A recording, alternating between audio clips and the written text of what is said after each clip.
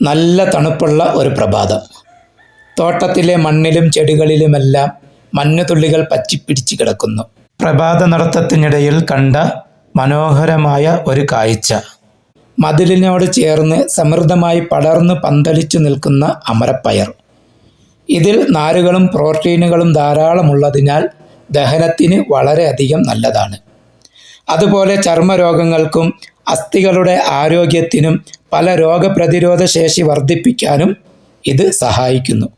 ഇങ്ങനെ ധാരാളം ഔഷധ ഗുണങ്ങൾ അടങ്ങിയതാണ് അമരപ്പയർ. നമ്മുടെ വീട്ടുമുറ്റത്തെ ചെറിയ സ്ഥലങ്ങളിൽ വളരെ എളുപ്പത്തിൽ വളർത്താൻ കഴിയുന്നതും എന്നാൽ അധികം പരിചരണം ആവശ്യമില്ലാത്ത ഒരു വിളയാണിത്. ഇതൊരു വള്ളിച്ചെടിയായതിനാൽ മതിലിലോ ചെറിയ കമ്പുകളിലോ പടർത്തിവിടാം. ഇടയ്ക്കിടയ്ക്ക് നനച്ചു കൊടുത്താൽ മാത്രം മതി. അമരപ്പയർ ഒരു മികച്ച പോഷകാഹാരമായതിനാൽ കുട്ടികളുടെ ഓർമ്മശക്തിക്കും ബുദ്ധിശക്തിക്കും വളരെയധികം നല്ലതാണ്. എന്നാൽ അമരപ്പയർ പച്ചയ്ക്കോ നന്നായി വേവിക്കാതെയോ കഴിക്കരുത്.